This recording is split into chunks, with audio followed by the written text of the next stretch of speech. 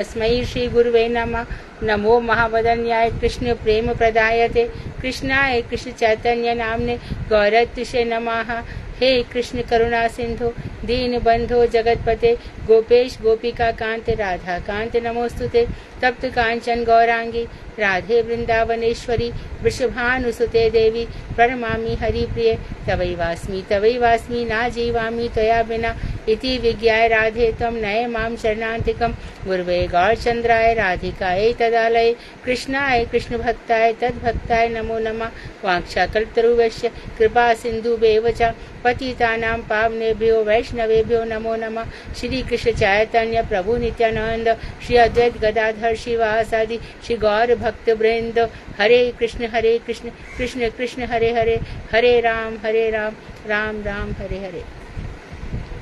मैं सर्वप्रथम मध्य गुरु पद्म परमाराध्यतम नित्य प्रविष्ट ओम विष्णुपाद अष्टोत्तर श्रीमद् भक्ति वेदांत श्री नारायण गोस्वामी महाराज मध्य शिक्षा गुरु पद्म परमाराध्यतम नित्य प्रविष्ट ओम विष्णुपाद अष्टोत्तर श्रीमद् भक्ति वेदांत श्री वामन गोसाई महाराज के चरणारविंद में कोटि कोटि दंडवत प्रणाम कर उनकी अहेतु की कृपा की वांछा करती हूँ।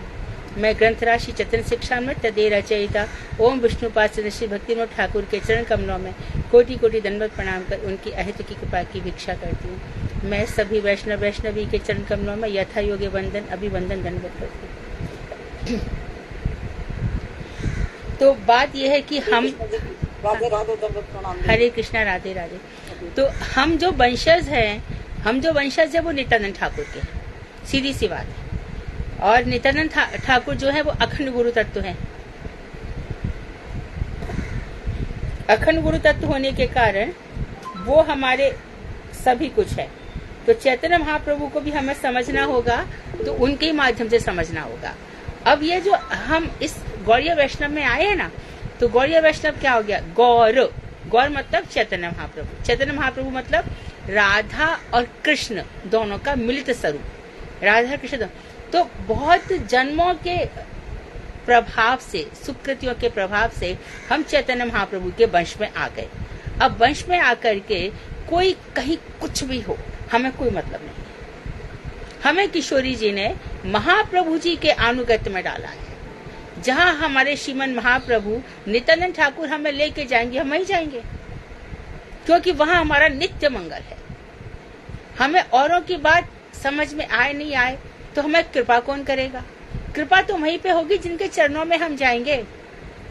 तो कहीं कुछ भी होने दे, कुछ भी हो जाने दो, कोई फर्क नहीं है। हम कौन है? गौड़ीय, गौर से युक्त, गौर वाले, हम सच्चे गौड़ीय है। तो गौड़ीय कौन से होते हैं? गौड़ीय का मतलब जो है, यदि राधा और कृष्ण दोनों का पक्ष लेना हो तो हम राधा जी का पक्ष लेंगे, इसलिए हम गौड़ीय हैं। तो हमारे यहाँ भी राधा जी परम शक्तिशाली हैं और हम अनंत मंजरियों में से एक हैं। सखियों के संग भगवान श्री कृष्ण का मिलन होता है, ललिता जी के साथ, विशाखा जी के साथ, सुदेवी, रंग देवी, सबके साथ मिलन होता है। लेकिन मंजरियां राधा जी के चरणों में इस तरह से समर्पित रहती हैं कि वो श्री कृष्ण से कभी अकेले मिलना नहीं चाहती। आगे रस विचार आएगा ना, तब हम बहुत बातें करेंगे। तो उसमें 3 प्रकार की जो कुंज है, कुंज, निकुंज, निभृत निकुंज। कुंज में पंचायती रास है, सब है माँ। श्रुति पक्षा भी है, स्वपक्षा भी है, विपक्षा भी है, तटस्था भी है। जो राधा कृष्ण दोनों के प्रति प्रेम रखती है उनको तटस्था कहते हैं। इस तरह से सब है। उसके बाद निकुंज है, वहां पे अष्ट सखियां हैं। उसके बाद निभृत निकुंज है, यहाँ हमारे ठाकुर और ठाकुरानी प्रियालाल जी दोनों बैठे हुए हैं। अब दोनों बैठे हैं, वहां पर प्रवेश किसका किया? सखियों का नहीं है, मंजरियों का प्रवेश है। तो हमारे गुरुवर्ग मंजरी स्वरूप है और वो चाहते हैं। अब जैसे कि एक छोटा सा एक उदाहरण है, नारायण गोसाई महाराज रमण मंजरी है। किसके अनुगत्य में सेवा कर रहे हैं? रूप मंजरी के अनुगत्य में। यदि सेवा वहां से नहीं मिले, सेवा ही भजन है। हम मानो बहुत सा ज्ञान प्राप्त कर लें इधर उधर से, लेकिन हमारा भजन ही नहीं हो रहा तो हम क्या करेंगे? तो एक बात हमारे मस्तिष्क में निर्बंध रूप से दृढ़ता पूर्वक बस जानी चाहिए, क्या, कि हमें भजन करना है। और भजन किसके अनुगत्य में करना है? राधा जी के अनुगत्य में। तो जो हमारा महामंत्र है, हरे कृष्ण कृष्ण कृष्ण हरे हरे, हरे राम राम राम हरे हरे, राधे राधे राधे राधे।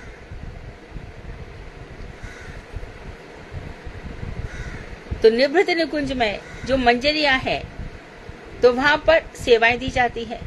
अभी हमारा यदि हर प्रकार से चित्त निर्मल हो गया, और गोपाल तापनी उपनिषद में स्पष्ट रूप से लिखा गया है, जो गौड़ियों के मंत्र है, गोपाल मंत्र, वही ऊपर लेकर जाते हैं गोलोक धाम में। इसलिए ब्रज भागवतामृतम पढ़ना बहुत जरूरी है कि मंत्र का प्रभाव कैसे कैसे आगे ले जाता है। गोप कुमार बैकुंठ में जाते हैं, मूर्छित होकर गिर जाते हैं, लेकिन ब्रज का भाव नहीं मिल रहा। भक्ति तो हनुमान जी की भी है ना, भक्ति प्रहलाद की भी है। प्रहलाद की भक्ति शुद्ध ज्ञानी भक्त है प्रहलाद। लेकिन गुरुदेव क्या कह रहे हैं कि नरसिंह भगवान का अवतार हुआ, प्रहलाद जी से वार्तालाप भी हुआ है ना, उनका क्रोध शांत नहीं हुआ किसी भी प्रकार से। शिव जी भी आए, सभी आए। लक्ष्मी जी को कहा गया आप शांत कर दो थोड़ा सा, बहुत क्रोधित हो रहे हैं। लक्ष्मी जी, आज तो मेरे भी बस की बात नहीं है। ये सब बातें कौन सुनाएगा हमें? अच्छा, अब प्रहलाद तुम जाओ। इतने ही बीच में विष्णु पुराण में और नरसिंह पुराण में भी एक अवतार आता है, गंड भैरुंड करके। मां शंकर जी शलभ पक्षी बन जाते हैं और नरसिंह भगवान के रुद्र रूप को शांत करने का प्रयास करते हैं। ऐसी बहुत से भगवान के अवतार होते रहते हैं। तो हम जो नित्य निरंतर महामंत्र के अर्थ प्रकाशित हो रहे हैं, उस पर हमारी दृढ़ मति होनी चाहिए। कैसे? और एक एग्जाम्पल, सूरदास जी हैं, वो पुष्टि मार्ग संप्रदाय के हैं, ठीक है। वो क्या कहते हैं, भरोसा इंद्र चरणन को भी, मुझे कृष्ण के चरणों पर भरोसा है। हमें नित्यानंद ठाकुर चैतन्य महाप्रभु के चरणों में भरोसा है कि वो हमें गोलोक धाम में ले जाएंगे, इतना अच्छा। अब वो कह रहे हैं, जही मधुकर अम्बुज रस चाख्यो क्यों करिल फल भाव है। जिस भ्रमर को कमल के रस का आस्वादन लग गया है, वो कलिल के कड़वे वृक्षों को क्यों खाएगा। सूरदास कामधेनु तज छेरी कौन दुहावे। कामधेनु का त्याग करके बकरी का दूध कौन दुहेगा।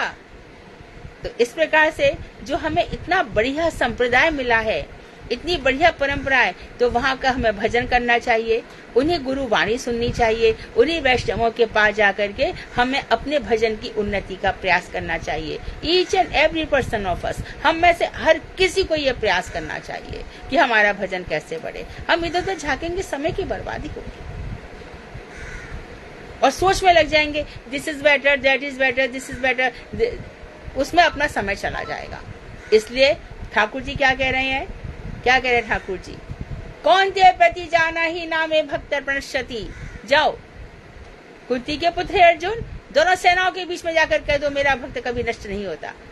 हम कृष्ण की बातें भी सुनते हैं, हम गीता भी सुनते हैं, भागवत भी सुनते हैं, कितने सारे ग्रंथ जहाँ भगवान ने अपना स्वयं तेज स्थापित कर रखा है। और वहीं पर ठाकुर जी ने ये भी कहा है, संशयात्मा विनश्यति, जो संशय रखेगा उसका विनाश हो जाएगा। तो हम भगवान के चुने हुए दास हैं, भगवान ने हमारा वरण किया है, उनको जानने के लिए हमें गुरु वैष्णवों को भेजा है। कैसे भेजा है? खुद भगवान श्री कृष्ण ने ब्रह्मा जी को बताया, ब्रह्मा ने नारद जी को बताया, नारद जी ने व्यास जी को बताया, व्यास जी ने सुखदेव जी को बताया, और सुखदेव जी के अनुगत्य में परीक्षित ने सुना, और उसी को हम सुन रहे। हमारी तो ऐसी गुरु परंपरा है, सीधा कनेक्शन है कृष्ण के साथ। वही हमारे बलराम भैया लक्ष्मण बनकर आए हैं, वही नित्यानंद ठाकुर बनकर के आए हैं, वही नीचे पाताल में शेषशाही, नीचे पाताल में हमारे नित्यानंद ठाकुर सारी पृथ्वी को अनंत देव के रूप में धारण किए हुए हैं। वो अनंत देव भी है। तो इस प्रकार से क्या हो जाता है, तो ये सब लोग हमारी रक्षा कर रहे हैं, पग पग पे रक्षा कर रहे हैं। कल भी बताना, पुकारो हर मुझे लीलाओं का दर्शन कराओ, मुझे लीलाओं का गान कराओ। इसी प्रकार से है नित्यानंद ठाकुर, आप अखंड गुरु तत्व हैं, मेरे अंदर गुरुत्व प्रदर्शित करो, मेरे अंदर ग्रंथों के अर्थ प्रकाशित करो, मेरे सारे संशय दूर करो, मुझे अपने चरणों में ले जाओ। इस तरह से हमारी प्रार्थनाएं होनी चाहिए। बहुत आनंद है भक्ति में। तो कल आज नामाभास, ये बहुत जरूरी है जानना। नामाभास, नाम भजनकारी साधक पुरुष प्रारंभ से ही मध्यम अधिकारी होता है, मध्यम अधिकारी होता है। देखो, और एक चीज है, जैसे गुरु जी है वो उत्तम अधिकारी है भजन के, प्रारंभ से ही उनका भजन। उत्तम अधिकारी सर्वत्र भगवान का दर्शन करता है, तो वो ये सोचता है कि मैं इसको दीक्षा दे रहा हूँ तो इसके अंदर तो भगवान का वास है, मैं क्यों ये दीक्षा का। जैसे कि गौर कृष्णदास बाबा जी महाराज के पास हमारे प्रभुपाद जी गए और भक्ति विनोद ठाकुर ने उनको भेजा कि इनको हरिनाम दे दो। गौर कृष्ण बाबा जी महाराज सोचे इतना पारंगत है, शास्त्रों में इतना निष्णात है, इसको दीक्षा दूं कि नहीं दूं। तो मैं कल बताऊंगा, श्रीमन महाप्रभु से बात करूंगा। ये बात होती है, भक्तों की होती है। पूज्य बात बामन गोसाई महाराज के विषय में भी सुना जाता है। वो बैठे रहते थे, अचानक शिवा जनार्दन महाराज बता रहे थे कि मैं एक दफे उनके चरण दबा रहा था, जब चरण चाप कर रहा था तभी वो कह किसी से बात कर रहे हैं। तो मैं बोला महाराज किससे बात हो रही है? ले प्रभुपाद जी से बात कर रहा हूँ। क्या बात हो रही है? कि एक बहुत अच्छा बच्चा है ब्रह्मचारी, वो मठ से जाना चाहता है, हम चाहते कि वो मठ में रहे, वो सन्यासी बने। तो प्रभुपाद ने क्या बोला, बंगाली लैंग्वेज, बंगाली टोन, प्रभुपाद जी कह रहे वो आएगा। ये कैसे हो गया? इसी प्रकार से बामन गोसाई महाराज, रिकॉर्डिंग, सब रिकॉर्डिंग है, रात को शयन कर रहे थे, शयन करते लोग तो इनका क्या शयन है, स्वप्न में भी इनका भजन चल रहा है, जागृत में भी इनका कितना दृढ़ भजन है, दिन रात भजन चल रहा है, दिन रात चिंतन है, दिन रात दर्शन है, दिन रात सब कुछ हो रहा है। तो वहां पे कह रहे हैं कि मैं भीग गया। महाराज कैसे भीग रहे हैं आप? तो बता रहे हैं ये तो नवदीप में मणिकांचन घाट है, मणिकर्णिका घाट, वहां पे गया, मेरे पास एक ही छतरी थी, परम गुरुदेव और प्रभुपाद दोनों छतरी में चले गए, मैं रह गया। तो वहां पे फोन लगाया गया, महाराज सेवरफुल्ली में थे, कि वहां पे बारिश हुई है क्या नवदीप धाम में? बोले हाँ बहुत बारिश हुई है। ये है भजन। जो भी साधना करेगा साधक, उसको सब कोई उपलब्धियां होंगी। यदि नहीं हो रही तो हमारे भजन में कमी है। इसे दृढ़ता पूर्वक भजन करो। जहां कहीं भी भगवान ने हमें नियुक्त कर दिया है, नियुक्त हो जाओ। एकदम प्रहरी सेनापति जैसे रहता है, सैनिक, बिल्कुल सेनापति हमारे गुरुदेव है, उनके अंडर में बिल्कुल अलर्ट होकर भजन करना है। इसी प्रकार से एक दिन बोले, अभी हम रिकॉर्ड सुन रहे थे, मैं थक गया हूं। तो सब शिष्य बोले महाराज आप सो तो रहे हैं, थक कैसे गए? मुझे किशोरी जी बहुत काम कराती है, राधा ठाकुरानी बोलते थे, राधा ठाकुरानी मुझे बहुत काम कराती है। क्या? मुझे बहुत सेवा दे रही है। गुरुदेव भी सेवा देते, वो भी तो देखो भजन सेवा है। वहां पे ऊपर बहुत बहुत सारे भक्त लोग हैं, वहां पे बहुत सारे काम है। किशोरी जी रंथन करती है तो बहुत सारी सेवाएं वहां पे किंकरियों को देती है। ठाकुर जी स्नान करके आते, उनकी आरती उतारी जाती है, सब भाग दौड़, कितना सारा है, कितना आनंद है। ये सब बातें गौड़ीय वैष्णव भी बता सकते हैं, ध्यान रखना। तो जो नाम भजनकारी साधक पुरुष प्रारंभ से ही मध्यम अधिकारी होता है, क्योंकि उसे नाम के स्वरूप का बोध होता है। साधारण रूप से उसका नामाभास नहीं होता। अब बता रहे हैं कि ऐसे नाम भजनकारी पुरुष ही यथार्थ में प्रेम आरुरुक्षु हैं। ये प्रेम में आगे बढ़ जाते हैं, जिनके नाम के स्वरूप का बोध हो गया। जैसे पहले बता दिया गया, हरे का क्या अर्थ है, कृष्ण का क्या अर्थ है, राम का क्या अर्थ है। प्रश्न बनाने वाले इन प्रश्नों को इतने सुंदर तरीके से पूछेंगे और पूछ करके उत्तर सुनेंगे, उत्तर देने वाले परफेक्ट उत्तर देंगे। 1 line answer, 1 word answer, 1 line answer. कभी कभी 2 लाइन आंसर हो सकते हैं, ये आपके दिमाग में सेट हो जाएंगे। कृष्ण के प्रति प्रेम, ध्यान रखो, ये उत्तम अधिकारी कैसे हैं। कृष्ण के प्रति प्रेम है, बहुत प्रेम है। शुद्ध वैष्णवों से मित्रता, शुद्ध वैष्णवों से, कोमल श्रद्धा वाले वैष्णवों पे कृपा, जिनकी श्रद्धा कोमल है, मन चंचल है, यहाँ जाऊं वहां जाऊं, यहाँ ऐसा है वहां वैसा है, ऐसा हो रहा है वैसा हो रहा है, ये सब कोमल श्रद्धा वाले हैं। इनका समय वेस्ट होता है, यहाँ वहां भागने में भजन में कमी आ जाती है। तथा अल्प ज्ञानांध, जो बहुत कम जानते हैं, ऐसे भगवत श्री मूर्ति के विद्वेषों के प्रति उपेक्षा करना। तो जो कम ज्ञान है तो भगवान की श्री मूर्ति के अरे मूर्ति पूजा में कुछ नहीं रखा, हमारा घर मंदिर है, हमारे बच्चे ही भगवान है, सास ससुर भगवान है, माँ बाप भगवान है, ऐसी शिक्षा देने वाले जो भगवान का भजन नहीं करने देते, ना करते हैं ना करने देते, चाहे वो पुरुष हो या स्त्री हो, कोई भी हो, इन पर उपेक्षा, इनका तिरस्कार करो, इनकी बातें मत सुनो। उसका धर्म व्यवहार है ना, उसका धर्म व्यवहार है।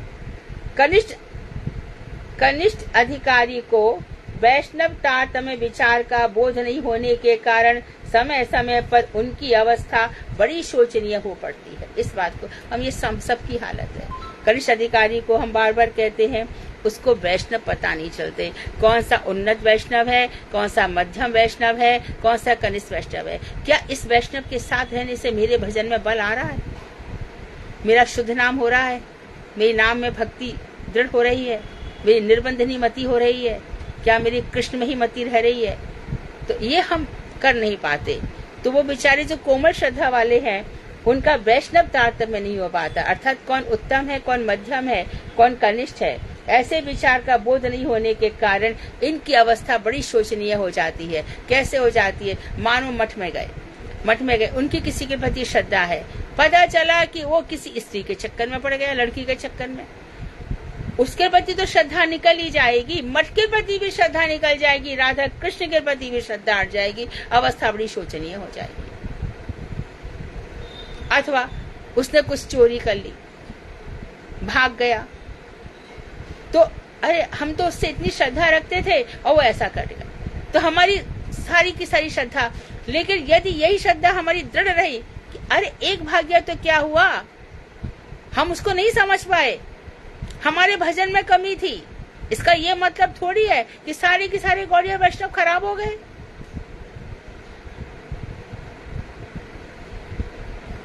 जब तक इस पृथ्वी पर एक भी साधु की आंख में से भगवान श्री कृष्ण और राधा जी के वियोग में आंसू बह रहे हैं, तब तक पृथ्वी साधुओं से खाली नहीं है। और साधु भी कौन है, जो राधा कृष्ण का भजन कर रहा है, वही साधु है। मात्र कृष्ण का भजन करने से भी नहीं चलेगा।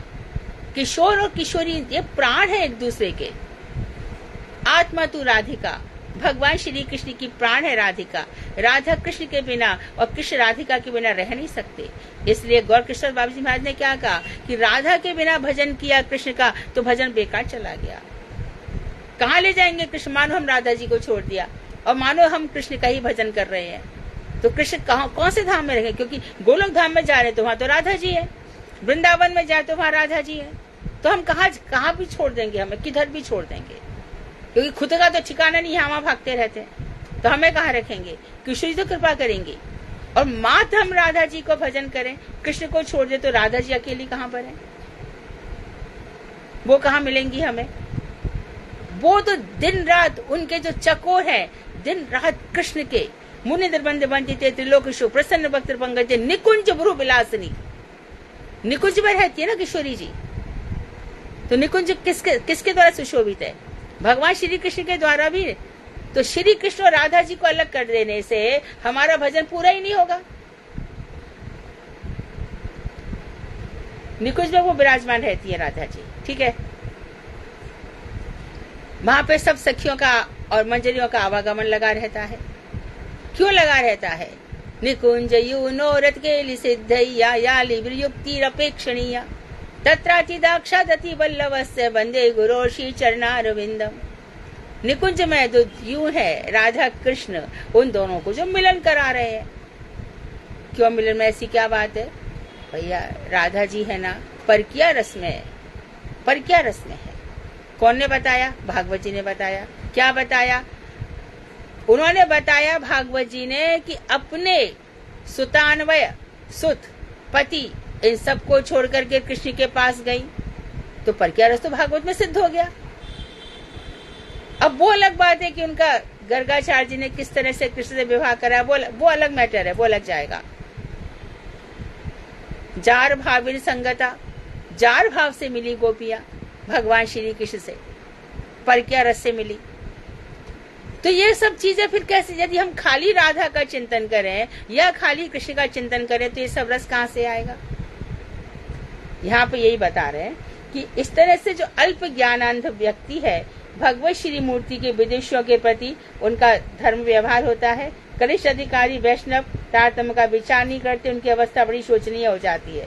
मध्यम अधिकारी प्रेमारूढ़ भक्त वैष्णवों के प्रति विविध व्यवहार द्वारा अति शीघ्र ही प्रेमारूढ़ या उत्तम भक्त हो जाते हैं। और मध्यम अधिकारी भी क्या होते हैं? ये प्रेमारूढ़ होते हैं, प्रेमारूढ़ नहीं हुए, यानी कि अभी सिद्ध नहीं हुए, साधक हैं। तो प्रेमारूढ़, प्रेम में आरूढ़ होने के जो इच्छुक हैं, ऐसे भक्त वैष्णवों के प्रति विविध व्यवहार द्वारा, वैष्णवों के प्रति विविध सेवा करके, गुरु मुख पद्म वाक्य चिते करिया एक, आर न करिए मने आशा। गुरु जी ने जो आदेश दे दिए हैं, गुरु मंत्र जो हमें दे दिया है, वही राधा जी के यहाँ से चला रहा है, वही सिद्ध मंत्र है, वही हमें सिद्धि देगा। तो इस व्यवहार द्वारा अति शीघ्र ही हम प्रेमारूढ़ या उत्तम भक्त हो जाते हैं। प्रेमारूढ़ क्या बन जाता है? प्रश्न बनाने वाले ध्यान रखें। प्रेमारूढ़ कब बन जाएंगे? वैष्णवों के साथ विविध सेवाओं के द्वारा। मध्यम अधिकारी भक्त ही सत्य संग के योग्य होते हैं। तो जो मध्यम अधिकारी, उत्तम अधिकारी तो इतना भजन में रहेगा, तो दीक्षा गुरु कभी कभी हमारे लिए अवेलेबल नहीं होते, वो इतने भजन में रहते हैं। एक बार की बात है, गुरुदेव सोए हुए नहीं थे, लेटे हुए थे और कौन से भाव में थे पता नहीं, किस भाव में थे। उमा दीदी बता रही है, दीदी कह रही थी कि मैंने जाके चरण छुए और देखा तो महाराज जी ने मुझे देखा, तो मैंने देखा उनकी आंखें लाल हो रही हैं और गालों पे लालिमा छाई हुई है, पूरा की पूरा वक्षस्थल आंसुओं से भीगा हुआ है। उनका गोपी भाव देख करके मैं अवाक रह गई। तो महाराज जी उस समय तो मुझे कुछ नहीं बोले, देखा, चुप रहे, कुछ भी नहीं कहा। मैंने उनके चरण छुआ, हट गए। बाद में बोले, उमा तू मेरा जब तक पैर मत छुआ कर। तो ऐसे उत्तम अधिकारी का संग कैसे करें? तो दिन रात किन भावों में रहते हैं। परिक्रमा में जाएंगे, मोर को देखा तो उनको तुरंत मोर पंख भगवान श्री कृष्ण की याद आ जाएगी। जब भी गुरुदेव रघुनाथ दास गोस्वामी की समाधि पर जाते थे, कितना भी वो अपने आप को संभाल नहीं पाते थे, क्योंकि रघुनाथ दास गोस्वामी हम सब साधकों के लिए आदर्श हैं। उनके जैसे तो जीवन जीना, त्याग त्याग त्याग, नाम नाम नाम नाम नाम। तो नाम का फल क्या है? नाम का फल यही कि हमारा नाम बढ़ रहा है, दिन रात नाम चल रहा है, ये नाम का फल है। नाम का फल क्या है? कोठी बंगला नहीं, दारा सुत लक्ष्मी पापी के भी होए। ये तो भजन ही नहीं कर रहे। जो धनवान है वो भगवान के द्वारा त्यागा हुआ है भाई, ध्यान रखना। और धन होते हुए भी जिसको धन का अभिमान नहीं है, तो उसको धन होना हो क्या फर्क है? वो भगवान के भजन में लग गया। हमें सिंघानिया प्रभु है ना, जितना भी सारा धन है उन्होंने सब खदीर बन के सब कुछ उन्होंने बनवा दिया। देवन कौड़िया मठ में कितना सब अपना सारा धन वहां पे लगा दिया।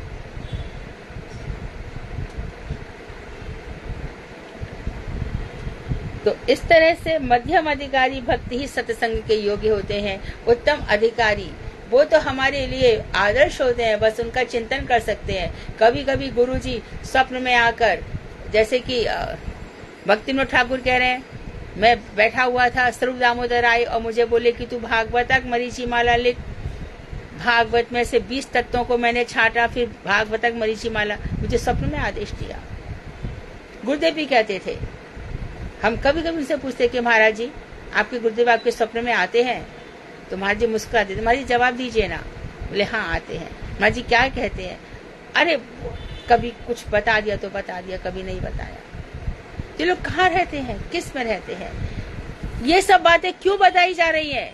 क्यों बताई जा रही है? हम सब के अंदर ये क्षमता है, हम सब के अंदर ये पोटेंसी है। हमारे अंदर नाम का बल होना चाहिए। भजन करो तो चित्त बल अपना बढ़ना चाहिए, शेर की तरह एकदम। चाहे स्त्री हो या पुरुष हो, भजन किया है तो किया है। संसारी चीजों के लिए कौन रोता है? भजन की तो ऐसा हो रहा वैसा हो रहा, मान नहीं रहा, सब मान रहा। अरे चलो ना, हटाओ ना ये सब, भजन मेरा चल रहा है।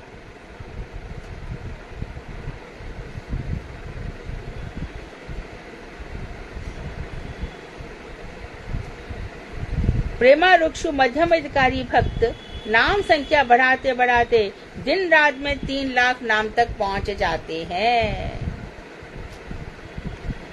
अभी तो बहुत सारे काम है ना, बिजनेस भी करना है, सर्विस भी करनी है, ये भी करना है, वो भी करना है, सब कुछ करना है। परंतु धीरे धीरे क्या होता है कि सब व्यवस्था ठाकुर जी कर देते हैं और नाम संख्या अपने आप ही 3 लाख हो जाती है। उन्हें नाम में इतना आनंद प्राप्त होता है कि वे नाम किए बिना रह ही नहीं सकते। अभी भी बात चल रही है, पर अंदर नाम चलता ही रहता है, वो रुकता ही नहीं है। ऐसी स्थिति हर किसी साधक की हो जाती है। अपने जो नाम मिला उसी से प्रेम करो। शयन आदि के समय संख्या नाम नहीं हो सकता, इसलिए अंत में असंख्य नाम करते हैं। वाह क्या सुंदर बात कही है। हमने एक से पूछा था, पुष्टि मार्गीय थे, महर्षि थे, वैद्यर्षि थे, कि 24 घंटे का जाप कैसे माना जाएगा? तो काफी सोच के उन्होंने उत्तर दिया कि हम जब सोते समय हरे कृष्ण कर रहे हैं और उठते ही हरे कृष्ण हो गया तो 24 घंटे जाप हो गया। लेकिन यहाँ पे और भी अच्छी बात बता रहे हैं। यहाँ पे कह रहे हैं कि शयन आदि के समय संख्या नाम नहीं हो रही, हम गिर नहीं रहे कितना हो रहा है, इसलिए तो संख्या पूर्वक और असंख्य, संख्या पूर्वक भी नाम करना है और असंख्य नाम भी। कैसे? मानो करवट बदली, अच्छा करवट बदली, हरे कृष्णा, तो नाम चल रहा है बराबर, हृदय का हर स्पंदन, हर धड़कन से वही नाम निकल रहा है। और मानो कोई रात में टॉयलेट गया, वॉशरूम गया या पानी पीने उठा, कुछ भी, तब भी हरे कृष्णा, वहां पे गए, वहां आते आते फिर हरे कृष्णा करते करते सो गए। ये असंख्य नाम है, ये चल रहे। इनकी गिनती कैसे करें? माला पे तो गिनती हो सकती है, जब माला पे नाम नहीं। तो ऐसे हमारे जो षट गोस्वामी थे, वंदे रूप सनातनो रघु युगो श्री जीव गोपाल को, तो संख्या पूर्वक नाम गान नती भी, संख्या पूर्वक ये नाम गान करते थे। और ऐसे कभी कभी संख्या पूर्वक नहीं कर रहे हैं तो गिरते पढ़ते सोते उठते जगते, तब ये हरि नाम चलता ही रहता है। छींक आ गई, हरे कृष्णा, जमाई आ गई, हरे कृष्णा, इनकी गिनती नहीं होती, परंतु असंख्य नाम चलते रहते हैं। यही फिर वो हनुमान जी की बात याद आ रही होगी। हनुमान जी को रत्नमाला दी और वहां पर उन्होंने रत्नमाला देखी तो लोभ आया क्या? रत्न मणिया, सोचो, हीरे, हमको तो एक हीरा दिखाई दे तो अरे उठा लो, क्या कर?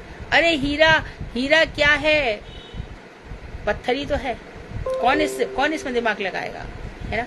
तो हनुमान जी ने तो सब जानते इस बात को, तोड़ तोड़ के फेंक दिया।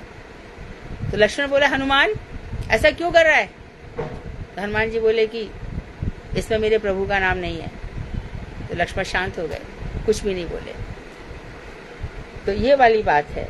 तो संख्या नाम, तो शयन आदि के समय संख्या नहीं होती है, इसलिए अंत में असंख्य नाम करते हैं। वही गोपाल गुरु गोस्वामी जो हमें ये सब पद्धति बता रहे हैं, श्री नाम के जो अर्थ प्रकाशित किए हैं, उसी प्रकार से अर्थ भावना करते करते नर स्वभाव के जो अनर्थ हैं उनका क्रमशः उपशम शांति होकर नाम के परमानंद स्वरूप का साक्षात्कार होता है। तो सोचो, जब नाम जपते जपते 3 लाख नाम होने लगेंगे, फिर सोते बैठते असंख्य नाम होने लगेंगे, फिर नाम में जो आनंद है तब आएगा, अभी नहीं आएगा। फिर नाम अपना आनंद प्रदर्शित करेगा, हृदय में प्रकाशित हो जाएगा नाम में क्या आनंद है। पता चला पिताजी तो सो रहे थे, भैया अरे सोते सोते देखा तो बरामदे में घूम रहे हैं, यहाँ वहां हरि नाम कर रहे हैं, इतना आनंद आ रहा है। इसमें फिर ना बहानेबाजी नहीं होती, हमें करने को नहीं मिलता, ये बहाने। देखो करोड़ों वर्षों से नाम जप हो रहा है, जो कर रहा है वो कर ही रहा है, जो बहाने बना रहा है तो भैया बहाने बना लो। अच्छा,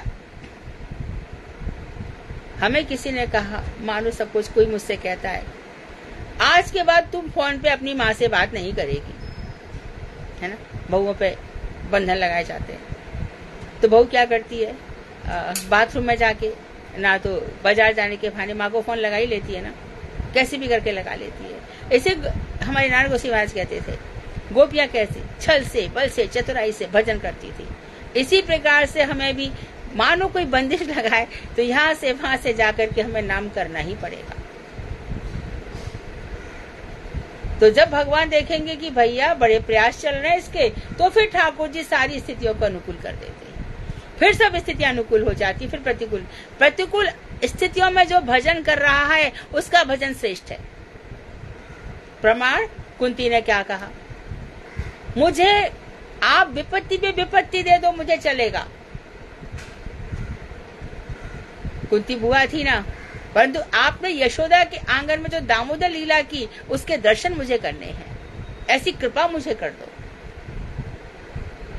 तो मुसीबतें आ रही है वहां पे, तो देखो सब ऐश से बैठी है, महारानी बनकर बैठी है। अरे महारानी जिस ऐश से बैठी है ना, वो समझ रही है कि मुझे बड़ा ऐश मिल रहा है, मैं पड़ी हुई हूँ, मेरे गाड़ी है। वो सब देखते एक के बाद एक नरक में जा रहे हैं। कुछ पूरे दिन सुकृति करिया, इसको धन मिल गया, उसके बाद एक पुराणों में कथा आती है ना, आपको मालूम भी होगी। एक रानी पलंग पर सोई पड़ी थी, राजकुमारी अपनी सहेलियों के साथ घूमने फिरने चली गई। तो जो नौकरानी थी उसको बेचारी को पलंग साफ करना था, सलबटे पड़ रही थी पलंग पर। तो बेचारी ठीक ठाक करती, उसने कहा ठीक ठाक कर दिया, सब कुछ कर दिया। तो ठीक ठाक करके वो सो गई। मैं लेट के देखूं रानी को कैसा लगता होगा, मैं भी जरा ये आनंद लेकर देखूं। तो बेचारी थकी हुई तो थी, बढ़िया हवा महल था, पूरा हवाएं आ रही थी, आंख लग गई, सो गई। तो गहरी नींद आ गई। इतनी देर में राजकुमारी आ गई। अरे ये नौकरानी मेरे पलंग पर, हंटर उठा मारने लगी जोर जोर से।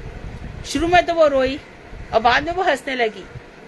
तो राजकुमारी का हाथ रुका, बोले हंस क्यों रही है? बोले मैं ये सोच रही थी कि जरा सा सोई तो मुझे इतना मार पड़ी, और तू तो जिंदगी भर सोई है, ऐसी जीवन जी रही, तेरा क्या होगा? तो सुख और दुख दोनों ही जंजीरें हैं, एक लोहे की जंजीर है, एक सोने की जंजीर है। ये दुष्कृति युक्त अनर्थ है, ये सुकृति युक्त अनर्थ है। इनमें सुख नहीं है भाई। यदि सुख होता तो धर्म अर्थ काम मोक्ष प्रेम को क्यों पुरुषार्थ कहा जाता? महाराज परीक्षित महाराज है ना, धन था ना, क्यों नहीं रोक पाए मौत? वो तो 7 दिन में आई गई ना, कौन रोक सकता है? इसी प्रकार से हम श्रीमन महाप्रभु बता रहे हैं, जिन्होंने संसार बनाया है और जो सारी सृष्टि बना रहे हैं, तो वो हमको बता रहे हैं कि देख, कभी मैं तेरे को राज जैसे सुख दे देता हूँ, कभी दर दर का भिखारी बना देता हूँ। क्यों ऐसा करते हो आप? एक तो तेरे कर्म, और दूसरा मेरे से विमुख है। मेरे से विमुख होकर के तू राजा बनना चाहता है, तो देख मैं तेरे को कहाँ डाल देता हूँ। तो आपका भजन करना पड़ेगा। हाँ, क्यों? मेरा भजन करने से तू संसार में किसी व्यक्ति को दुख नहीं देता। और क्या होता है, तेरा चित्त शुद्ध हो जाता है। तो जो आपका भजन नहीं करते वो शुद्ध नहीं, उनके मन में बड़े पाप उदित होते हैं। वो प्रकृति को भी अपने कंट्रोल में कर लेना चाहते हैं। देखो एक चीज देखो, जैसे कि मानो एक रेल चली है ना, रेल में एक खास डिब्बे में आग लग गई और बाकी रेलवे में समझो कि 1000 लोग चल रहे थे, लेकिन एक खास रेल का जो डिब्बा था जिसमें 100 लोग बैठे थे। एक मिनट है ना। हाँ विनोद आप नहीं भी आएंगे तो चलेगा, भी ठीक चल रही है ना। हाँ हाँ, हरे कृष्ण। तो वहां पर अब कोई पूछे कि उसी डिब्बे में आग क्यों लगी? क्योंकि भगवान की ऐसी व्यवस्था थी कि जिन लोगों ने दूसरों को दुख दिए थे, समय के प्रभाव से भगवान ने उन सबको एक ही जगह बैठा दिया। एक ही जगह बैठ गए वो सब। तूने बहुत लोगों को जलाया था, परेशान किया था, दुख दिए थे, ले देख अब मैं बताता हूं, देख आग में जलना क्या होता है।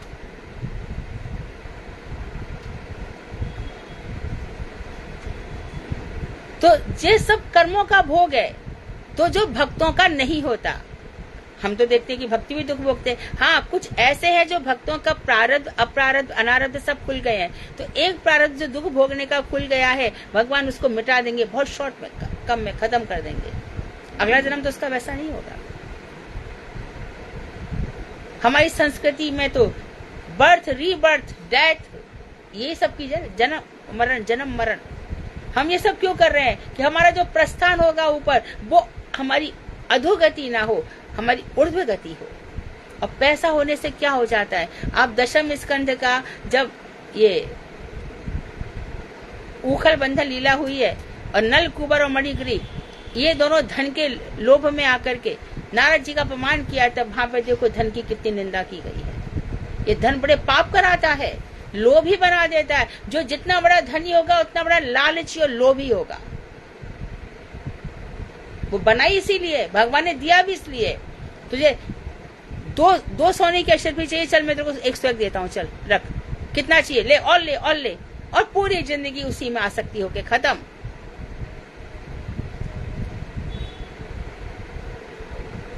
इसी प्रकार से काम वासना, मूर्ख कहीं के अपनी पत्नी को छोड़ के, पत्नी पति को छोड़ करके जब ऐसी, तो भगवान उसको सुअर बना देते, लेते, देख तू देख कितने चाहिए थे वो, चल।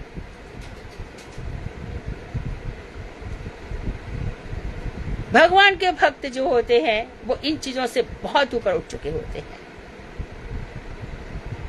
तो भक्ति का यही फल है।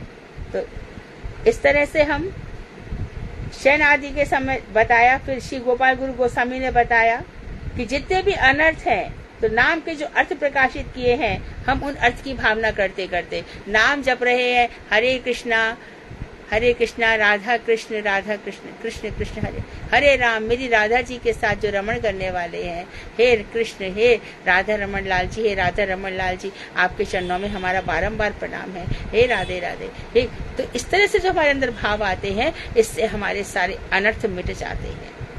तो अर्थ समझकर, कोई भी चीज है उसका अर्थ समझ करके चिंतन करना चाहिए। तो क्रमशः उपशम हो जाता है, नाम के परमानंद का साक्षात्कार होता है। नाम का स्वरूप स्पष्ट रूप से उदित होने पर कृष्ण का चिन्मय रूप नाम के साथ मिलकर एक ही साथ उदित हो जाता है। अभी तो नाम हो रहा था, अभी नाम के साथ ही कृष्ण के दर्शन होने लग जाते हैं। आंख बंद करो, आंख बंद करके जैसी श्याम सुंदर के दर्शन हो जाते हैं, हो जाते हैं। वो नील वर्ण श्यामल, वो रुक ही नहीं पाते, वो भक्त के आगे ठिठक ठिठक के बार बार आते हैं। तभी तो इन लोगों का आनंद इतना है।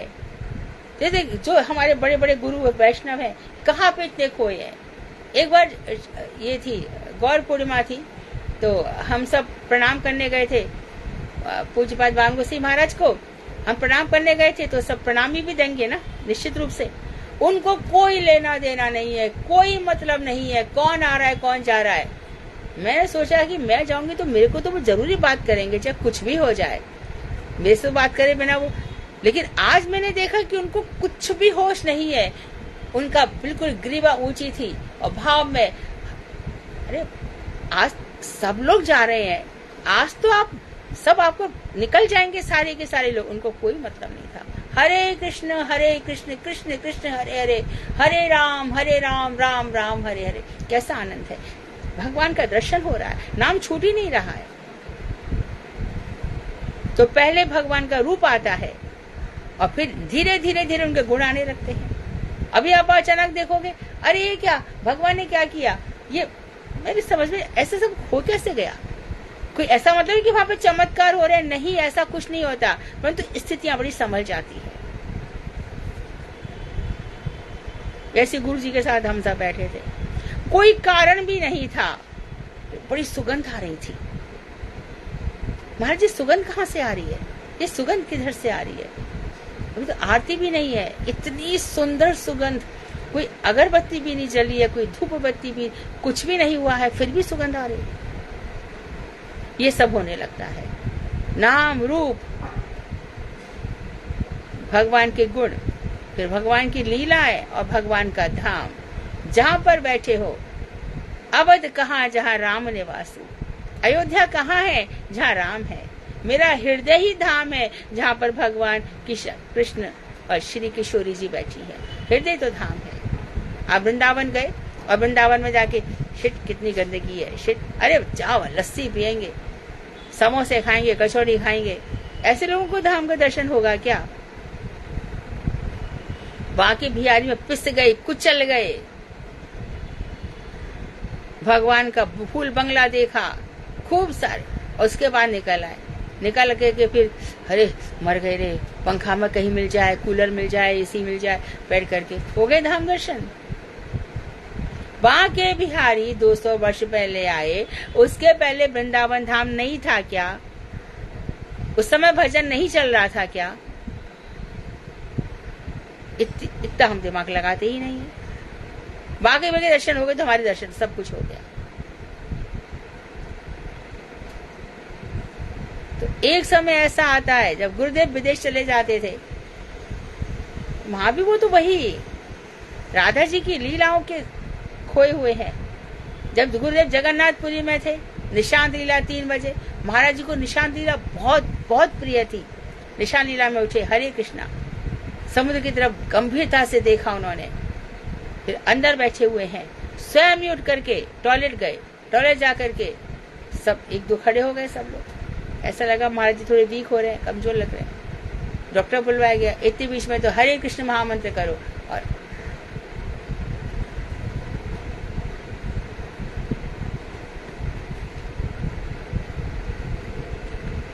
तो नाम और कृष्ण का रूप एक साथ, नाम होते ही कृष्ण का नाम और कृष्ण का रूप आ जाएगा। उक्त मृत रूप का नाम भजन के साथ जितना ही शुद्ध रूप में उदय होता है, उतने ही रूप में सत रजो तमो गुण चित्त से दूर हो जाते हैं।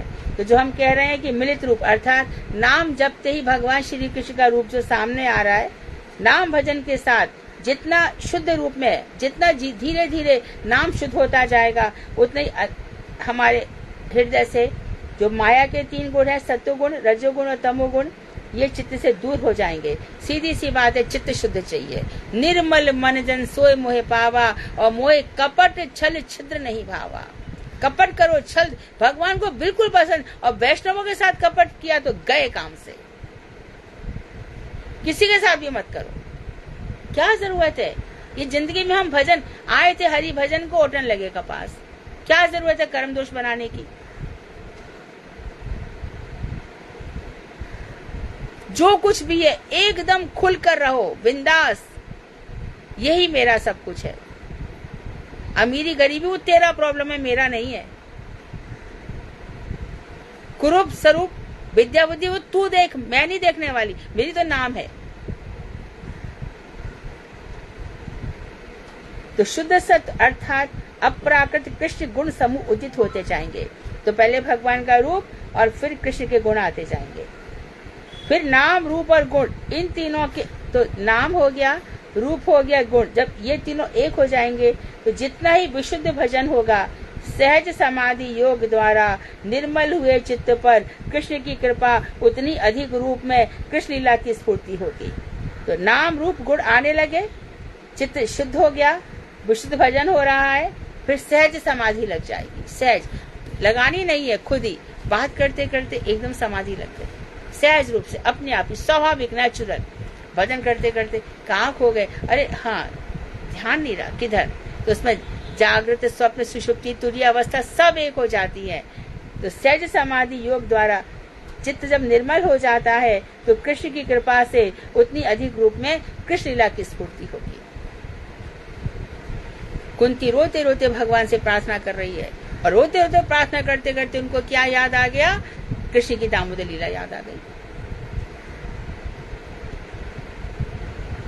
इसी प्रकार से कल भीष्म पितामह का बताया था, पहिया उठाया, बोले यही तो सहज समाधि में उनका, यही तो मैं हमेशा करता था।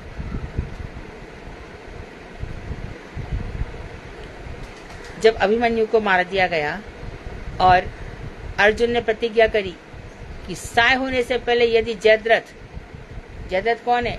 दुशासन, उसकी बहन दुशला, दुशला का पति, जब तक इस जयद्रथ को नहीं मारूंगा तब तक, नहीं तो मैं आग में प्रवेश कर जाऊंगा। सूर्योदय, सूर्यास्त से पहले नहीं मारा तो भगवान ने क्या किया? मेरा भक्त है, और देखो अभिमन्यु को मरवा दिया, अर्जुन को बचा रहे, उनकी मर्जी है, क्या करें? अभिमन्यु को क्या बचा नहीं सकते थे क्या? नहीं किया।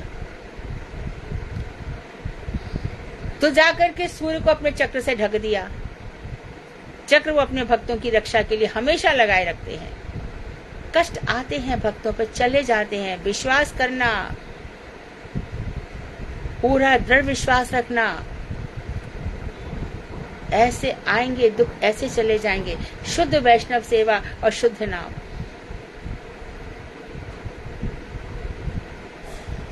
अर्जुन लकड़ी की चिता बनाई और लकड़ी पर चढ़ गए, चिता पे। सूर्यास्त हो रहा है, मेरी प्रतिज्ञा पूरी नहीं कर पाया। और कृष्ण से कह रहे हैं, कितने दुख होकर कह रहे हैं, कृष्णा सुभद्रा, कृष्णा द्रौपदी, सुभद्रा पत्नी भगवान की बहन, कृष्णा सुभद्रा से कहूँ क्या, यह न होता ज्ञात है। मैं सोचता हूँ किंतु हाँ मिलती न कोई बात है। जैसे बने समझा बुझा कर धैर्य सबको दीजियो, कह दीजियो मेरे लिए मत शोक कोई कीजियो। इस भांति अर्जुन के वचन श्री कृष्ण थे जब सुन रहे, तभी देखो, देखो भगवान कृष्ण, अर्जुन देखो, अर्जुन कह रहे प्रण का समय जाता टला, शुभ कार्य जितना शीघ्र है नित्य उतना ही भला। प्रण का समय टल रहा है हे कृष्ण, अब मुझे मरना ही है। भगवान कह रहे देख आकाश में। इसी प्रकार से भक्तों पे कष्ट आते हैं, लेकिन वहां पे कुछ और लीला चल रही होती है।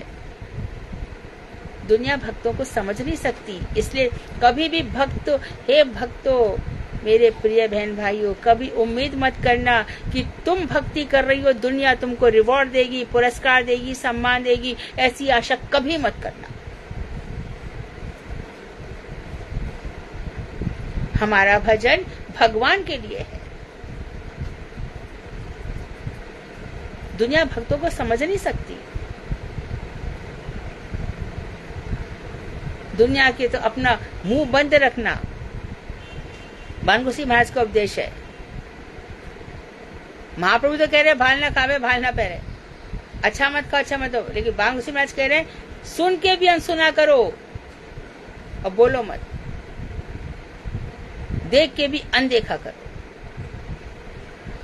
मठ में कितनी सारी घटनाएं घटित होती थी, दोनों डिस्कस करते थे, नारायण गोसाई महाराज, बाण गोसाई महाराज, क्या किया जाए, इसने ऐसा किया है। कितनी चीजों को वो नारायण गोसाई महाराज तब भी डांट देते थे, बाण गोसाई महाराज तो शांत रहते थे। नारायण महाराज का एकदम उनका चलता, वो संभाल सकते थे।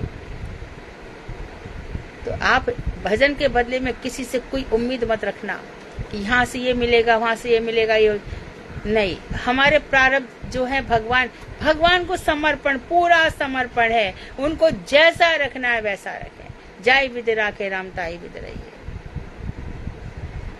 आशा एक राम जी से दूजी आशा छोड़ दे, नाते एक राम से दूसरा नाता तोड़ दे। मत रखो, ना भाई ना बहन ना पिता, कोई किसी के नहीं होते।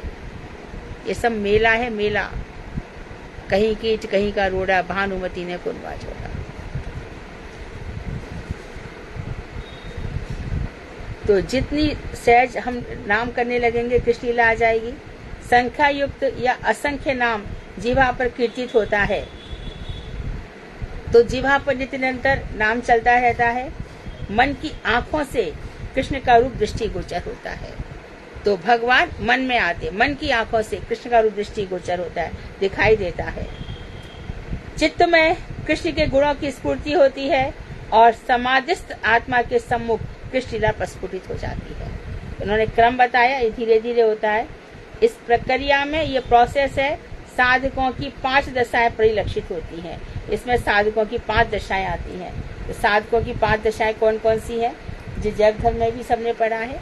श्रवण दशा, वरण दशा, स्मरण दशा, आपन दशा और प्रापन दशा, ये जैव धर्म में भी सबने पढ़ा है। तो कल हम इसको पढ़ेंगे, आज विराम दे देते हैं, जो नया टॉपिक है। तो पेज नंबर 334 में हम कल प्रारंभ करेंगे और दशाएं पढ़ेंगे। तो जो प्रोसेस बताया धीरे धीरे, अब तक तो जो श्रवण हो रहा था वो इस प्रकार से हो रहा था। अब जब नाम जब हो गया, भगवान के रूप गुण आ रहे हैं, तब जैसे महाराज पृथु कहते हैं, मेरे 10,000 कान दे दो, मैं 10 जहाँ कृष्ण की कथा हो रही है मैं सुनूं,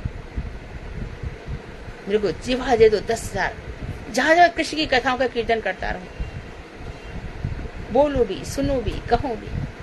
देखो हमको लगता है अरे हर वर्ष हम गिरिराज परिक्रमा में जाते हैं, वही तो लीला होगी भाई, लेकिन फिर भी हम देखो बार बार उसका था, अलग अलग वक्ता होता है, अलग अलग वक्ता के मुख से वही कथा अच्छी लगती है। सब गिरिराज पर्वत भगवान ने उठाया, सब इतने अच्छे से उसको डिफरेंट वे में प्रकट करते हैं, एक्सप्रेस करते हैं, मुझे कितना आनंद आता है। तो भगवान की कथाओं को सुनते सुनते वही अघाता है जिसका चित्त कपटी है।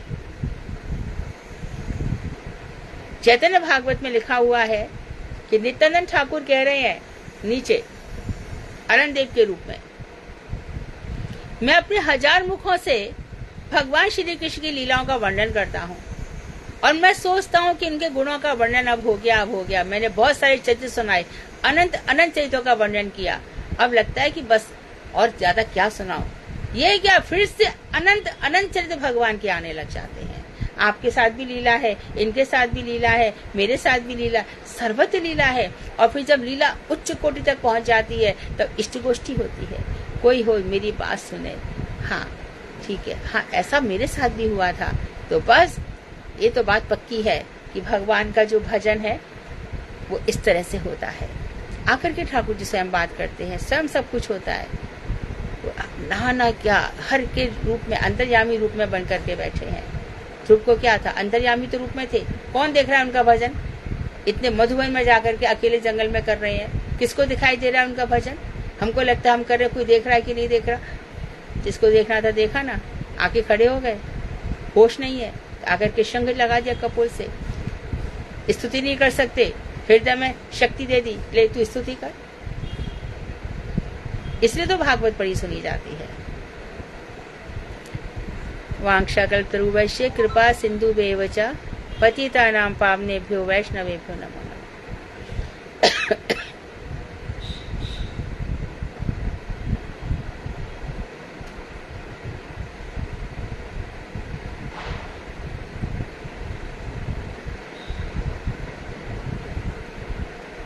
प्रश्न है कोई? आप लोग एकदम शांत हो जाते हो। हरे कृष्णा दीदी, दंडवत दीदी जी। कथा सुनते हैं तो अच्छा भी लगता है, लेकिन इस संसार में हमें संसार का काम करना होता है। एक तरफ संसार, एक तरफ भजन, क्या करें। मेरा भी संसार था, सब कुछ था, सबका है, आपका, मेरा, इसका, उसका। आप भजन करते रहो, हमारा काम है नाम करते रहना, बाकी काम वो करेंगे भगवान। वो क्या करेंगे फिर, उनको भी तो कुछ करना पड़ेगा ना हमारे लिए। हमारा काम है उनका नाम जपना, बाकी वो करेंगे सब। तेषाम नित्याभियुक्ता नाम योग क्षेमम वहां हम, जो मुझ में लगे हुए हैं उनका योग क्षेम मैं वहन करता हूँ। काम अपना कीजिए, कर से कर्म करो विधि नाना, मन राखो जहाँ कृपा निधाना। काम तो करने पड़ेंगे, कपड़े धोने ही पड़ेंगे, नहाना भी पड़ेगा, प्रसाद भी बनाना पड़ेगा। नौकर से बनवाओगे तो वो खाते नहीं है, दीक्षित व्यक्ति के हाथ कई खाएंगे, तो क्या करें। लेकिन दिन रात आप देखेंगे कि सब स्थिति आपके अनुकूल हो रही है। थोड़ा समय नाम में दे दो, फिर देखो। जैसे कि मैं छोटी सी जॉब करती हूँ, उसमें दिक्कत आ रही है, अब मन है कि छोड़ दूं, भगवान की इच्छा यही है, कि किसी फाइनेंशियल प्रॉब्लम होगी।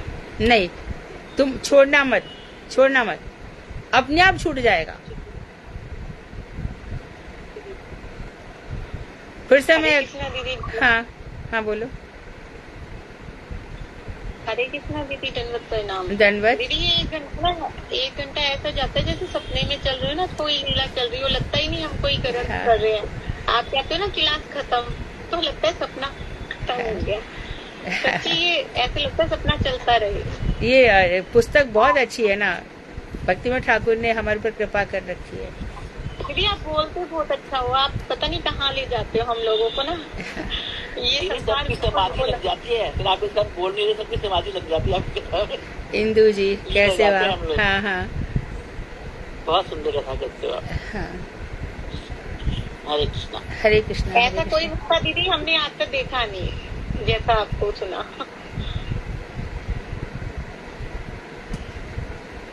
तो जो आप सर्विस के लिए ना, मत छोड़ो, बिल्कुल मत छोड़ो। एक दिन खुद छूट जाएगा। आम जब पक जाएगा ना, वो खुद ही अलग हो जाएगा। आप देखोगे अपने आप ही कुछ हो गया। ये अनुभव की बात बता रही हूँ मैं। गुरुजी के पास कितने लोग आते थे, हम सुनते ही रहते थे। ऐसे सब लोग कहते थे। हाँ, मैं छोटी क्लास को पढ़ाती हूँ। हाँ, तो मैं इसलिए पढ़ाती हूँ, तो उसमें भी मेरा भजन ही है कहीं छिपा हुआ। मैं तिलक लगा के जाती हूँ और सब बच्चे मुझे राधे मैम कहते हैं। तो मुझे बहुत अच्छा लगता है। उनकी कंपनी बहुत अच्छी लगती है। मुझे घर में रहना अच्छा नहीं लगता। और मैंने क्या करा, मैंने जानबूझकर ही छोटी क्लास अलग ली ताकि मैं उन्हें अच्छे से पढ़ा सकूँ। अगर टीचर अच्छे से पढ़ाएगा, लेकिन उसमें प्रॉब्लम ये हो रहा है, मैं इतनी अच्छी मेहनत कर रही हूँ और फिर भी नहीं समझ में आ रहा। पहले पिछले साल में भजन भी करवाती थी बच्चों को, प्रिंसिपल को कोई दिक्कत नहीं, लेकिन अब कुछ दिनों से दिक्कत हो रही है। अब मैं सोची स्कूल छोड़ दूं, लेकिन नहीं छोड़ सकती क्योंकि बच्चों की भी जिम्मेदारी है, घर की भी जिम्मेदारी है। और दीदी सिर्फ 3000 सैलरी है। इतनी कम सैलरी में दीदी गाँव में ऐसी मिलती है, यहाँ गाँव है ना। अच्छा। तो इतनी सैलरी में आप कुछ बच्चों का ट्यूशन लेकर के नहीं कर सकती हो? दीदी कुछ बच्चों का ट्यूशन पढ़ाती हूँ। अब बेटियों का भी शादी हो गई तो वो भी ससुराल से आती है, तो उनको भी थोड़ा बहुत कुछ न कुछ देना होता है। ऐसा कुछ नहीं है। बच्ची यदि समझदार है तो वो नहीं लेके जाएंगी। नहीं, वो नहीं लेके जाती वैसे। और फिर परिक्रमा वगैरह के लिए भी चाहिए होती है थोड़ी बहुत सेवा। तो बस संभालना थोड़ा मुश्किल हो रहा है। समझ में नहीं आ रहा कि मैं भगवान का, एक मन करता है छोड़ दूं। मुझे भगवान पर भरोसा है दीदी कि छोड़ दूंगी तो वो कुछ ना कुछ करेंगे। समझ में नहीं आ रहा। समझो मत, थोड़ा सा समय और रख। जैसे चल रहा है वैसे चलाओ, छोड़ो मत अभी। हरे कृष्णा, प्रणाम। दंडवत दीदी। दंडवत। सुदामा ने भी तो समय निकाला था ना, तो भगवान ने कृपा करी थी ना। तो भगवान कृपा करते हैं, जैसे मर्जी करते हैं वो करते हैं। सब पे ये समय आता है। हाँ, अपने प्रयास से छोड़ेंगे ना तो गड़बड़ हो सकती है। वहाँ से अपने आप भी छूट जाए ना तो फिर सही रहेगा। क्योंकि मैं आज छोड़ देती हूँ, कल कुछ मेरे प्रारब्धवश गड़बड़ होती है तो हम फिर भक्ति भी छोड़ देंगे, ऐसा हो जाएगा। धीरे धीरे खुद ही छूट जाएगा अपने आप ही। भक्ति प्रबल होगी तो ये छूट जाएगा। कोई ना कोई व्यवस्था हो जाएगी इनकी। उनकी गलत निजाम लगकर छूटेगा ना कि मैंने अच्छे से पढ़ाया नहीं। ऐसे क्यों सोच रही हो? ऐसा मत सोचो, ये गलत बात है। अभी संसारी भावना से सोच रही हो तुम नाम और करो, और अधिक नाम करो, फिर तुम्हारी भावनाएं और शुद्ध होंगी। अभी तुम खाली प्राकृतिक जगत के हिसाब से सोच रही हो। हरे कृष्णा, प्रणाम। दंडवत दीदी। हाँ, मैं आनंदमयी दासी बोल रही हूँ, हिमाचल प्रदेश से। बोलिए। दीदी आपकी जितनी भी क्लासेस मैंने सुनी है ना, उसमें मैंने ये समझा है कि श्री सच्चिदानंद भक्ति विनोद ठाकुर जी की जो पदावली है ना, शरणागति, जो उन्होंने भजन लिखे हैं अपने शरणागति में, उन भजनों को भी ठाकुर जी को सुनाने में हमें बहुत मोटिवेशन मिलती है। सही है। उनकी दोनों जो बुक है, शरणागति और कल्याण कल्पतरु, वो ऐसी किताब। बिल्कुल सही है। तो उसमें से मैं 2 लाइनें सुनाना चाहती हूँ। हाँ, सुनाइए। सर्वस्व तो मान चरण सौंपिया पड़े थी तुम्हारे द्वारे, तुम्ही तो ठाकुर तुम्हार ठाकुर बलिया जान हमोरे। कितना ऊंचा भाव है दीदी। हाँ, इसका अर्थ भी बताइए। बलिया निकटे अमरे बाली दे रही वो तुम्हारे द्वारे, प्रदीप जी मेरे अतिथि न देवो रखी वो गाडेर पारे, सर्वस्व तुम्हार चरण सौंपिया पड़े थी तुम्हारे द्वारे, तब निज जन प्रसाद से दिया उचिष्ट राखी वो पारे, और भोजन परम आनंद बनाई नहीं। अर्थ बोलो इसका। हरे कृष्णा, प्रणाम दंडवत दीदी। अर्थ बोलो, अर्थ। उषा दीदी आप अपना म्यूट करो। उषा दीदी।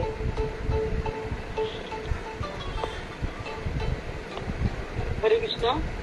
हाँ दीदी, मुझसे कुछ गलत बोला गया हो तो मुझे क्षमा करना, लेकिन मुझे ये अपने गुरु वर्गों के जो भाव है ना, बहुत हमारे दिल में दैन्यता प्रकाशित कर देते हैं।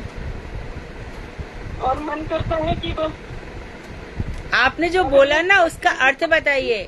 आपने जो गाया ना आनंदमयी जी, आप उसका अर्थ बताइए।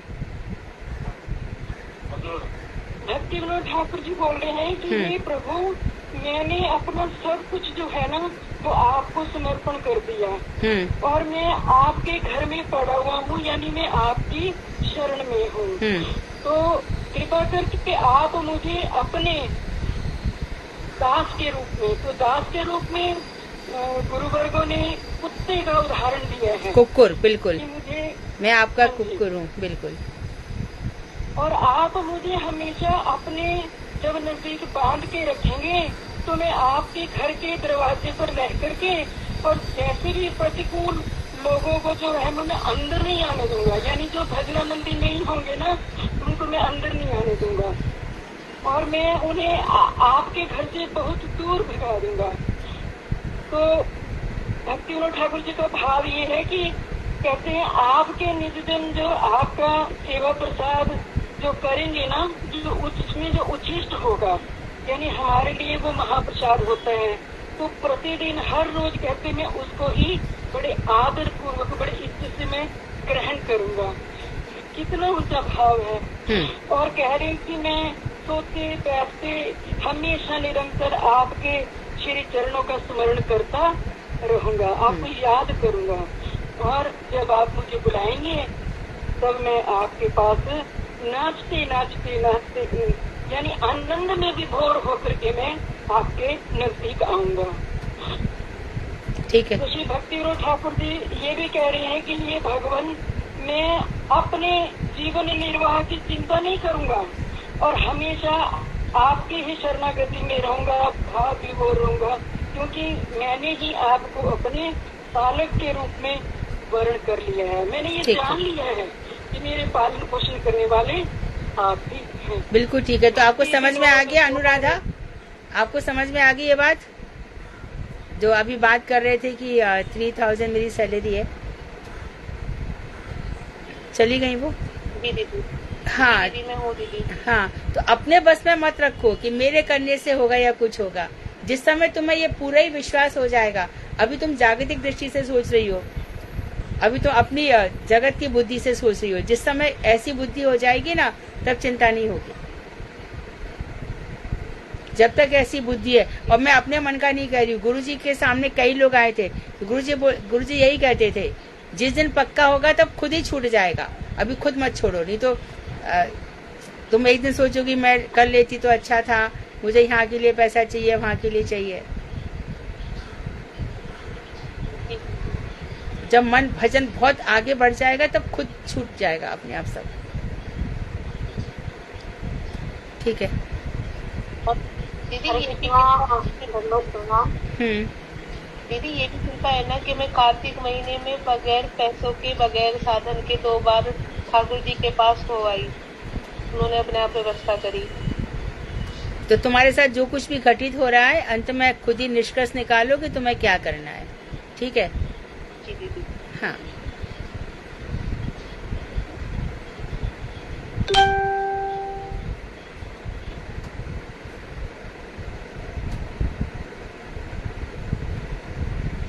कोई और प्रश्न? एक कीर्तन तो उन्होंने सुनाया, कोई और कीर्तन सुनाना चाहता है तो सुनाइए। हरे कृष्णा दीदी, दीदी मैं सुनाऊं? शालू सुनाओ। हाँ हरे कृष्णा। आशा दीदी, ये जो आपने कीर्तन सुनाया ये गीति गुट में कौन से पेज नंबर पे है?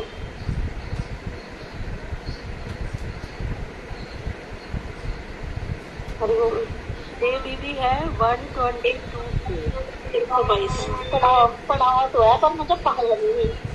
ठीक है, मैं पेज नंबर 122 पर है। हरे कृष्णा दीदी दंडवत प्रणाम। 122 पर है। ठीक है। राधा बजाने आती माथे नाही बेला, कृष्णा भजाने पर बहुत सुंदर। पाता पिराहित सूरज नाही जानी, राधा विराहित माधव नाही मानी, केवल माधव तुझे तो अज्ञानी, राधा अनादर करे अभिमानी, कभी नाही करी दे ताकर संग, चिते छही आदि ब्रजरस रंग,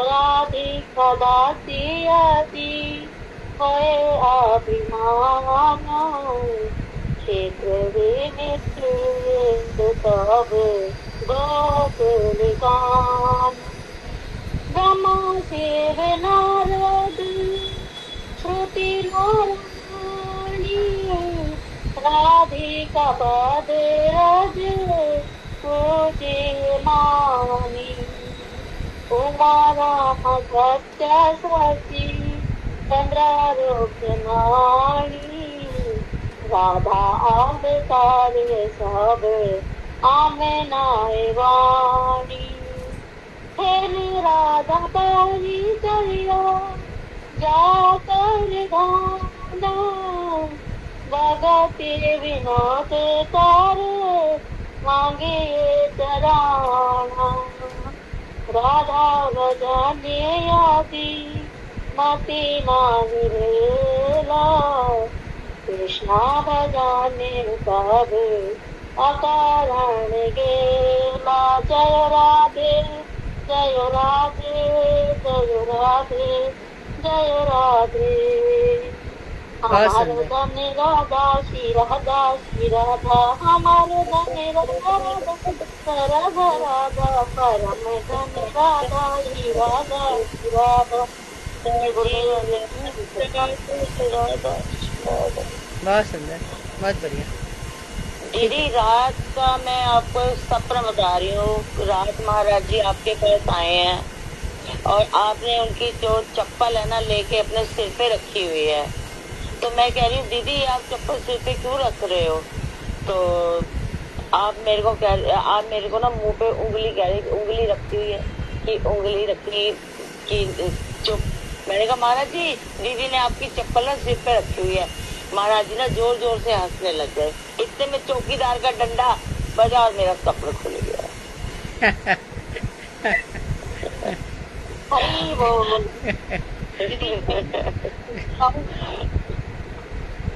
बहुत अच्छा सपना दिखा दीदी। बहुत प्यारा दीदी, मेरा मन इतना खुश था मुझे कभी नींद की दवाई लिए बिना नींद नहीं आती, और कैसे महाराज जी मुझे कृपा कर गए। ठीक है, कल मिलते हैं ना। आप पे दीदी गुरु जी की बहुत कृपा है, बहुत। आप पर कम है, आपके तो सपने में आते हैं। दीदी हमारे सपने में आते, पर चप्पल तो आप रख लेते हो। कृपा तो आप पे बरस रही है। सपने में दर्शन तो आपको दिए ना, मेरे को दर्शन थोड़ी हुए। देंगे वो भी करेंगे ही ना। वो हमें नहीं तो हमें शायद उन्होंने बोल दिया होगा कि मैं उनके पास रहे तो आपके पास भी रहे हैं ना वो। आप हम पे कृपा बरसा रहे हो, वो आप पे बरसाते चले जा रहे हैं। दीदी को तो दर्शन देते ही हैं, ये क्यों कहते हो नहीं देते? दीदी को तो हमेशा दीदी आपके अंग संग में है। दीदी जब उन्होंने जाना था ना संसार से, तो मैं रोज मठ जाया करती थी। तो मेरी इधर ड्यूटी उन्होंने लगाई थी कि राधा नाम जरूर करना है तुमने आके। तो माइक में मैं चली जाती थी, मुझे लगता था मेरी एक ड्यूटी है। तो मैं जब जाती थी ना, तो महाराज जी कहते थे ये मेरी बेटी कर रही है ना, तो हाँ कर रही है ना, देखो उसको पानी वानी भी दे देना, कर रही है सुबह से। दीदी वो उनको, आप ये सोचो को हर टाइम आपके पास तो हमेशा ही रहते हैं वो। आप और सरिता दीदी, मैं तो आप और सरिता दीदी दीदी बाकी सब लोग शेयर कर देते हैं। दीदी आप अपने मन में ही रखते हैं। दीदी सारी बात आप अपने मन में रखते, आप बताते नहीं हो। हमने तो आपको बता दिया क्योंकि आपके लिए आया। आपके घर आ गए। ठीक है, कल मिलते हैं ना। वांछा करते कृपा कर दें गुरुदेव, परम गुरुदेव। बहुत कृपा, बहुत कृपा, बहुत कृपा है। दीदी के थ्रू हम पे हो रही है कृपा। हरे कृष्णा। दीदी कह रही हैं आप कल मिलेंगे। हरे कृष्णा दीदी। हमारे जिनके जाने के बाद हमें दीदी मिल गई है। वांछा कृतरुवश्य कृपा सिंधुवेव च पतितानां पावनेभ्यो वैष्णवेभ्यो नमो नमः। हरे कृष्णा दीदी।